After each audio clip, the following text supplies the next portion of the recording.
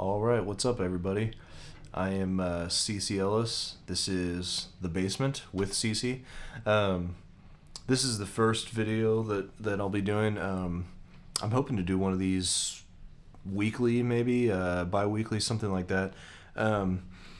Basically, the idea of these lessons is that I want to take some time to demonstrate some things that either I wished someone had told me when I was starting, or when I was even beyond starting as an intermediate level player. I wished someone would have told me this earlier, would have saved myself some heartache, or something that was shown to me, an exercise or an example or something that was taught to me that was extremely beneficial in my own development as a musician.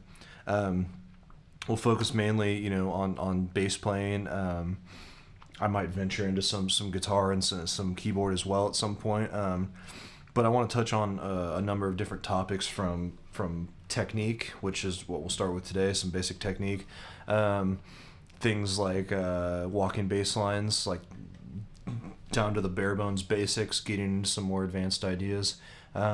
Maybe elementary upright playing for someone that, is an electric player but is wanting to transition to be able to play both. I've got lots of ideas, and feel free to shoot me an email or comment on this video and leave me if there's something that has been bugging you or something that you'd like to work on specifically.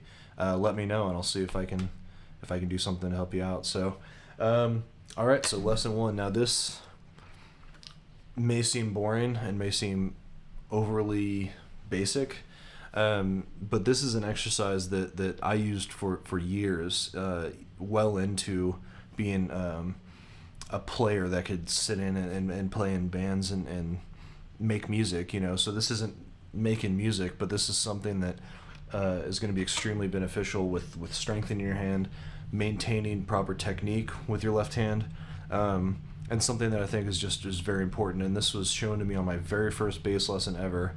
There's a wonderful teacher in Kansas City named Johnny Hamill, and he showed me this, and he said, look, this is boring, this is not going to be fun, but do this every day and you'll see huge benefits. And he wasn't lying. It's true. And the good thing about this, you don't have to, it doesn't make any noise, at least this first part, so you don't have to be plugged in. I used to sit in front of the TV, I'd watch a movie, and I would do this, I would do this exercise, and it was just immensely beneficial for my hand strength and stamina and technique. So let's get into it. There's varying degrees of this exercise of how to make it harder. I would suggest starting up higher on the neck where the spacing is more narrow, and that's going to be easier for you. So let's start with our first finger on the 7th fret here. And first things first, we're going to have one finger per fret. So you're going to have your first finger, your pointer finger, on your 7th fret, your middle finger on the 8th fret, ring finger on the 9th, and your pinky is going to be on the 10th. So let's look at the hand position and the basics of your proper technique in your hand position. So what you're going to want to focus on, there's 4 main things. One is your thumb position. So your thumb should be positioned, I don't know if you can see this, roughly in between your middle and your ring finger. You want your thumb to be kind of centrally located on the back of the neck. And the big thing with your thumb is you don't want to push too hard. Everybody that does this exercise is going to push too hard. I guarantee you. It's just something that happens. You try to choke the neck down, and it doesn't work. It slows you down, and it'll tire you out. So thumb position on the back of the neck, don't push too hard. The second thing that you're gonna want to look at is your fingertips relation to the fret. So if you can look closely here, I'll try to get in here. You want your finger to be as close to the fret as possible without being on top of the fret. So if you look at my finger position here, my finger is directly right in front of the fret. And the reason for this is if I play too far back in the fret here, there's all this space here where there could be a little bit of gap in between where the string's actually touching the fret, and you can get a buzzing sound, or it's not going to be as solid of a sound or of a note. So while you're doing this exercise and while you're playing, doing anything, you want to keep your finger position close to the fret. The The third thing to look at is rounded joints. Now, if you look, all of my fingers, all of the joints are nice and round here. This is something that a lot of people, as you're doing this, you're gonna do that. Your joints are gonna, you're gonna lock out your fingers. They're gonna look like that. And because one of the reasons is because you're pressing too hard. When you press hard and you're squeezing the neck, like your fingers are you're gonna straighten out like that. And that's something that I dealt with a lot. And so while you're doing this exercise, you have to be extremely conscious of that and think the entire time. Look at your hand and say, what are my fingers doing? Are all of my joints nice and rounded? Are my fingers in the right position in relation to the fret? Where's my thumb at? You don't want your thumb sitting back here. You don't want your thumb wrapped around the neck. Even though we all do that sometimes when we get lazy and we're playing, we'll have our thumbs up here. But for the purpose of this exercise, let's just think about perfect hand position, or as close to perfect as we can get. And the last thing you want to look at is dealing with what's called flying fingers.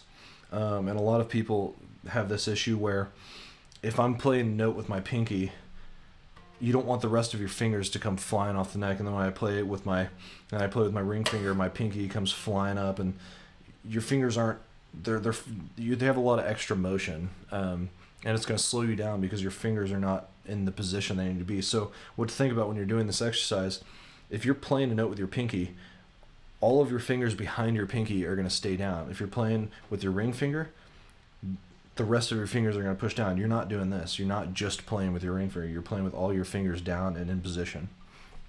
Okay, so the exercise itself is extremely simple, but it's harder than you might think, especially if you're just starting out. So one finger per fret. You're simply going to start with your first finger, and you're going to you're going to keep the string pushed down, but you're going to touch the string adjacent to it 4 times, like this. 1, 2, 3, 4. Then you leave your finger, your first finger on the second string there. Then you go to your next finger, second finger. 1, 2, 3, 4. Ring finger. 1, 2, 3, 4. Pinky. 1, 2, 3, 4. Okay, next thing. 1, 2, 3, 4. 1, 2, 3, 4. 1, 2, 3. All right, I apologize. I actually my camera ran out of memory as I was getting to the bottom of this exercise. So I believe where I just left off is I just reached the low E string. Now basically you do the same thing coming back up the strings. So starting with your first finger, you're gonna go 1, 2, 3, 4 down to the A string. 1, 2, 3, 4. 1, 2, 3, 4. 2, 3, 4. And now while I'm doing this, like I said, look at your hand. Make sure everything's in position. Are your knuckles rounded perfectly? Are your fingers in the right position in the fret? Is your thumb in the right place? When you're pushing down, are your other fingers staying down? You don't want to do this. Or you don't want to do this. You don't want these knuckles, it's hard for me to even do, straighten out like that, which will happen. And it's going to slow you down. It's going to make you clunky. So you come all the way back up. Let's imagine that I just got that. So up and down the strings like that. That's going to be like one time through. Now do that. Do that a couple times a day when you're starting out. That would be a good thing to do. Just a couple times a day. Your hand is going to burn, like it's going to, because you're squeezing too hard. It's going to be difficult at first. Once that becomes easy, move down a couple frets. Do it on the 5th fret. Do it on the 3rd fret. Do it all the way down to where you can do it on the 1st fret here. And if you notice, see how much more the spacing is out on my fingers here? So you have to be a lot more conscious of proper hand position. It's going to be harder on your hand, but this is going to build stamina. It's actually going to make it easier to play anything else on the bass. So this is a really good place to start. My next video, I'm actually going to show a more intermediate version of this. It's a little bit more difficult. Once you've gotten it all the way, once you can play it down on the 1st fret perfectly, your hand doesn't get tired. When you're doing it with perfect technique. I'll show you a more intermediate version that you can do, and then once we'll go from there. We'll do some more fun videos on actually making music. We'll do some stuff on groove, like I said, walking bass. Maybe some upright stuff, some cool funky licks, and anything else that you guys want to see or want to have explained, I'll do my best to do that for you. So thanks a lot for watching. Stay tuned, please subscribe, like my videos, do whatever you can, and this bass community, we're gonna help this thing grow, and we're gonna help everybody get better. So thanks for watching.